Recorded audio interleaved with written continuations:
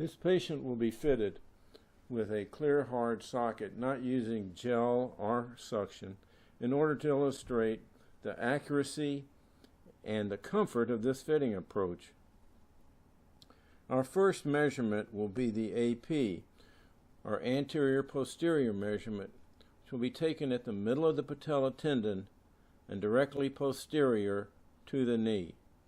We want to take this measurement with firm but gentle pressure with the knee extended to mimic the standing position of the patient. This is a measurement that's very important and should be taken twice.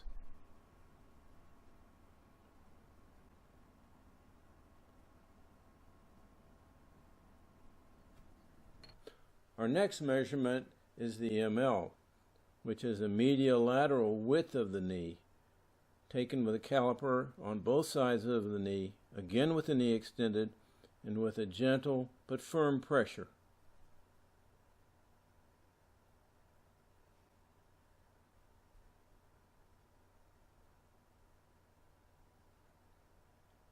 Following this measurement is the PML, or proximal ML, which goes from above the adductor tubercle on the inside of the knee to the outside of directly to the outside of the knee.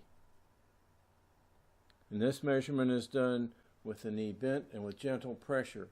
In the case of a PTBSC or supracondylar suspension, this measurement needs to be compressed a little more than we need to do at this time.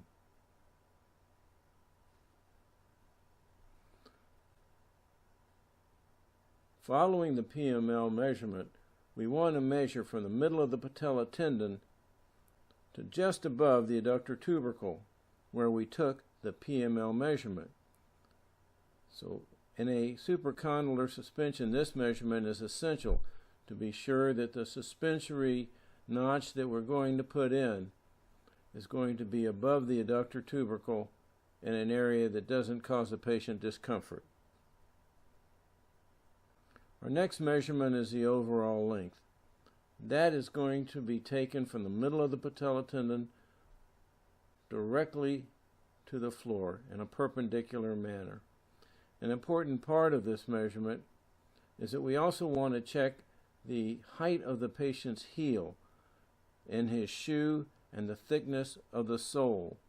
And those two measurements taken inside the shoe give us another measurement called the heel rise, so that we know what heel differential we need to put into the foot of the prosthesis.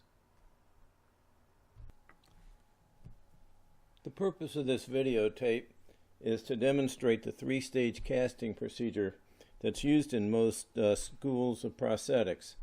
The other thing we'll do is introduce a few minor modifications to help achieve a more uniform result.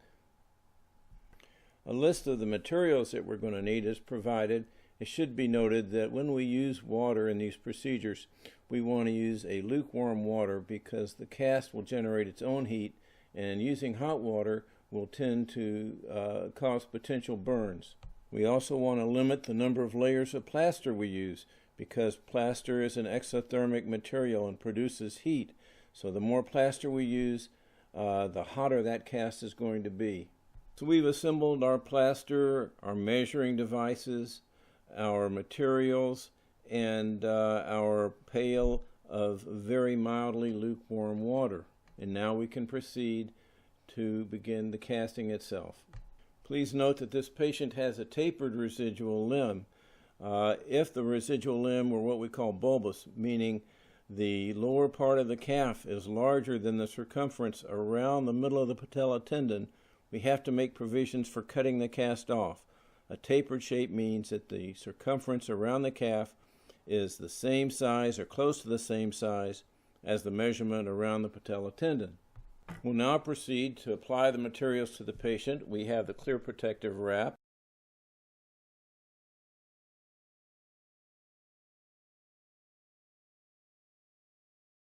We're going to apply a dampened stockinette so that we can trace bony prominences and whatever problem areas we might visualize.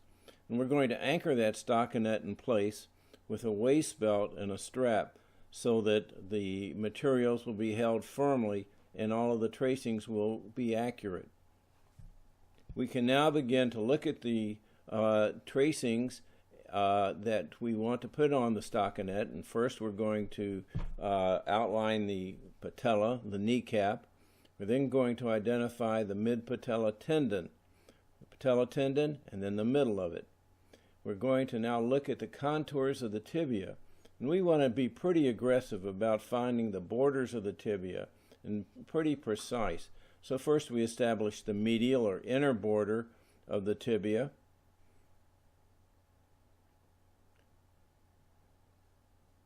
Now we're going to draw the lateral border of the tibia and the crest of the tibia, the most bony point of the tibia. And we're going to mark whatever bony points are necessary. We're going to look at the lateral flare of the tibia, which we're outlining now.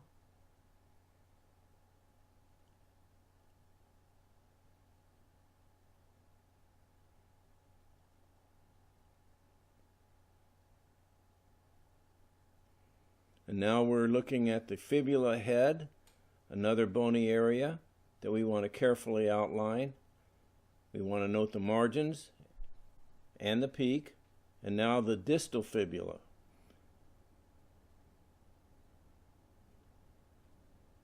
We go back and recheck, make sure our contour is in place.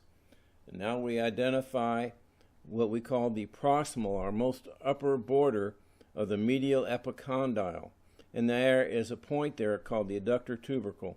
And we want to be sure we make an accurate mark of that point. We're now ready to apply our first splint. We check, make sure it measures correctly. It looks good. And now we're going to make the second splint, the upper stage. And in each of these splints we're going to use a plaster about 6 layers thick. And this is extra fast setting plaster, which makes things a little more expeditious. And then we're going to set aside our final layers of plaster, which will be the elastic plaster that we'll use to put around the circumference of the patient's residual limb.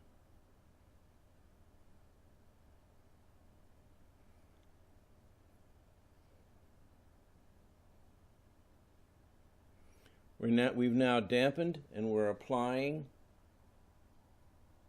the anterior splint, the first stage in the 3-stage casting procedure. We begin by searching again for the outlines of the shapes of the tibia and fibula, the mid-patella tendon that we first observed. We're going to work those shapes in very, very carefully. We're almost like doing a 3-dimensional X-ray. We're pushing in on the soft tissues to really demonstrate the contours of those bony structures. We want to pay very close attention to getting these contours as exactly as possible. And this is probably the most aggressive part of the casting procedure. As the plaster begins to harden, we can more thoroughly define these shapes. We're now identifying the mid-patella tendon area with just a light touch of the fingers, gentle, firm, not hard. Now we're going to begin to work in the real contours of the tibia. We're going to use these contours for greater weight bearing. We're going to use these contours to control rotation, and we're going to use these contours to provide counter pressures so that bony prominences do not receive excessive weight bearing.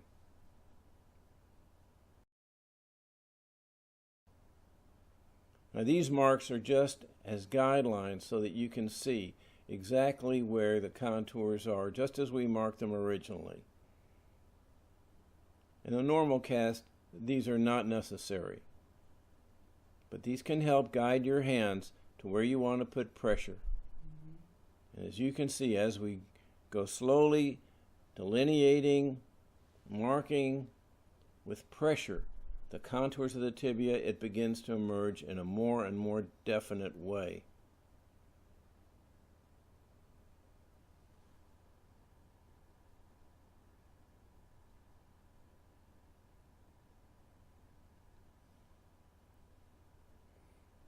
The distal end of the tibia, which often is a trouble spot, is very carefully defined.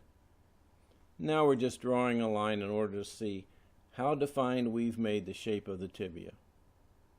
This is opposed to scanning or just circumferential wraps, which give a very generalized shape and don't begin to provide the kind of defined fitting that a prosthesis should have. The one spot denotes the mid-patella tendon, and that will be a key area for us. Number 2 is the lateral flare of the tibia, and number 3 was the shaft of the tibia itself. We're now working in the fibula head, and the distal fibula. Again, bony areas that we want to relieve from pressure. We put pressure around these bony areas, not on them.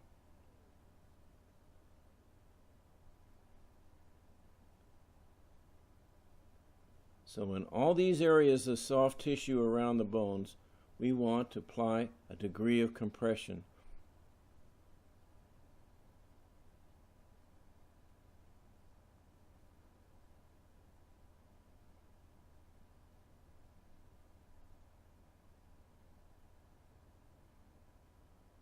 This isn't a rush process. The plaster takes time to harden. It's a great material to work with. We've kept the patient with his knee partially flexed or bent so that the tissues are more easily mobilized and we can get to the bony structure more easily.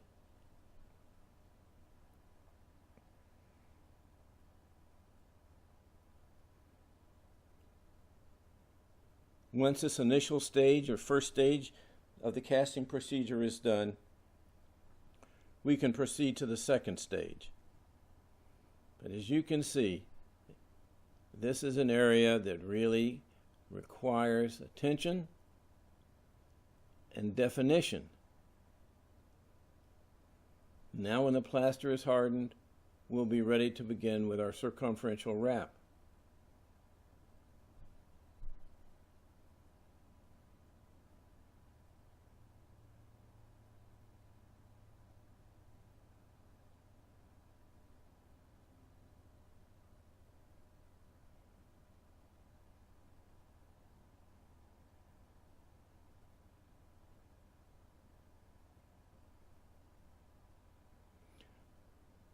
This is the application of the 4-inch elastic plaster that we're going to use in order to control the volume. Our first splint controlled the shape of the tibia and fibula and mid-patella tendon.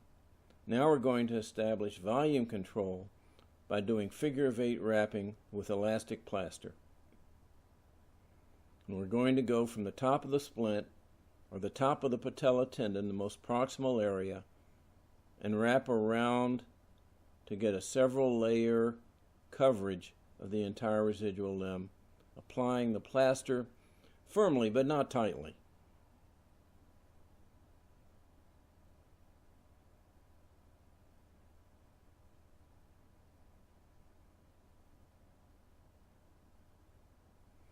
Usually this will require approximately 2 to 3 rolls of 4-inch elastic plaster and should result in about a 3-layer plastic thickness.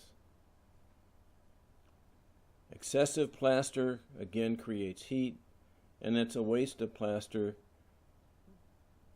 and makes things more difficult to manage. As we mentioned before, this patient has a tapered shape.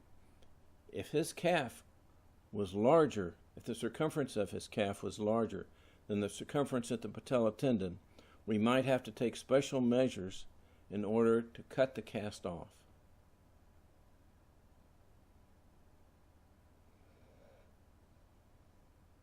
So the elastic plaster is firmly applied. Begin to work it in. As we work it in, we're going to redefine the contours that we established to start with, which will come readily because of our splint. We'll also begin to flatten the posterior aspect of the cast with gentle pressure. And we're going to have the patient bend his knee 90 degrees in order to make room for the tendons behind his leg. These are called the hamstring or biceps tendons. So the patient volitionally bends the leg back as we hold the plaster in shape and develops the contours that are necessary to accommodate the biceps tendons.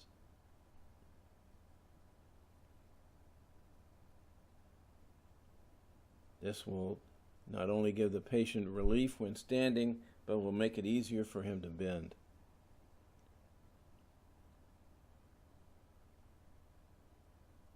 We're now ready to apply the third stage splint. We apply Vaseline in preparation of putting the splint onto the cast so that we'll be able to remove it easier later.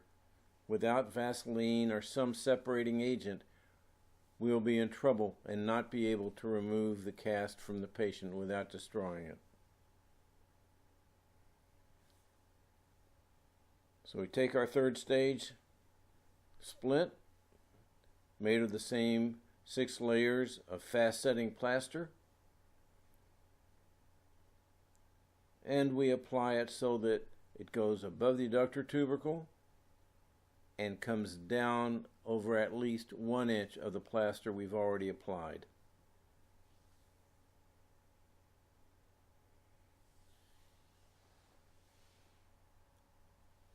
We can reassert some of the marks and impressions that we had made earlier, make sure that they're still snug as the plaster is set, and begin to work the plaster of the splint in, with the objectives of molding in the contours of the femur and the patella.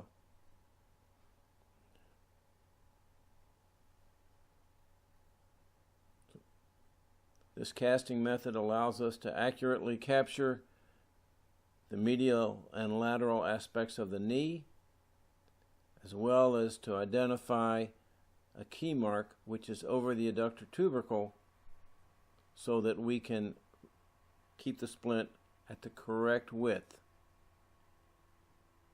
We now put key marks on so that we know exactly what the placement of the splint is supposed to be once we take it off. Key marks in Vaseline are very essential in this process. We're now looking for the area above the adductor tubercle, which would be used as a suspensor element if this was a supracondylar prosthesis, but in this case it's just going to become a marker for us.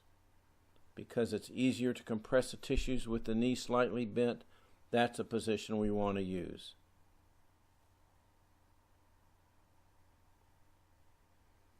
Using this method, we're not only building the adductor notch, but we're also molding in the medial aspect of the epicondyle.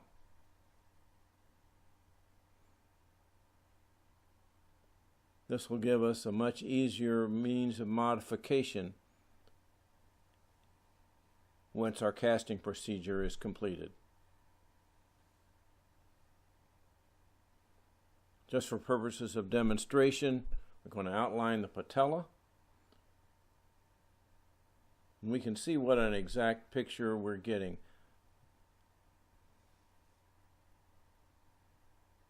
These splints take a whole lot of guesswork out of modification.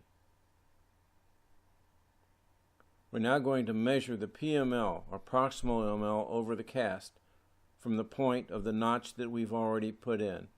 And we do this again with the knee slightly bent and with a moderate degree of compression. We will use this dimension when we reassemble the cast because the splint is going to spread when we remove it. So there's going to be two sections of the cast once we're done. There's going to be the upper section and the lower section, and these will have to be joined together using the key marks we've established and reestablishing the width. If there's a problem with flexion or other deviation in the range of motion of the knee, we want to apply guidelines prior to removing the cast. That essentially completes our casting procedure using the three-stage method.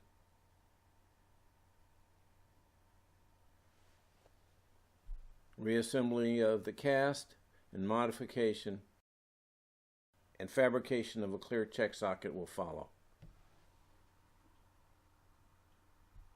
The cast is now reassembled and ready for filling. Alignment lines are drawn, pipe and plaster are put in place. Here we see the stripped mold, which we're going to modify to make clear check sockets with, and we're going to use a 3-ply layup over the plaster model. Using the 3-ply layup has given us a 5-ply fit. Now we can check out and see exactly how well the model fits.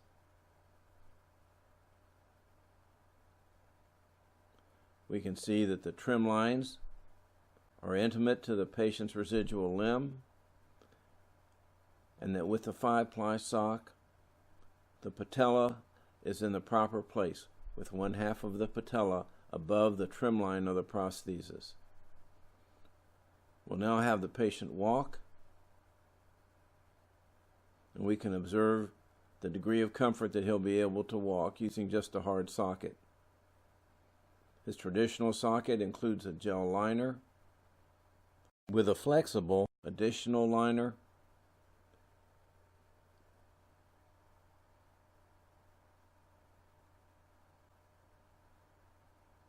and we can see his hands are relaxed, that his gait is fairly even, and that he's able to tolerate the fit of a hard socket quite comfortably. Now, whether this would be adequate for him for a full day's use is difficult to say.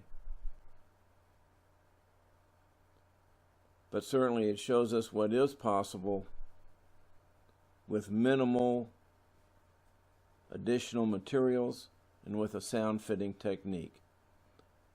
A P-Light liner or something similar can always be used, and in those areas where resources are not so easily available, other socks could be added, and this represents a relatively inexpensive way to produce an accurate fitting prosthesis.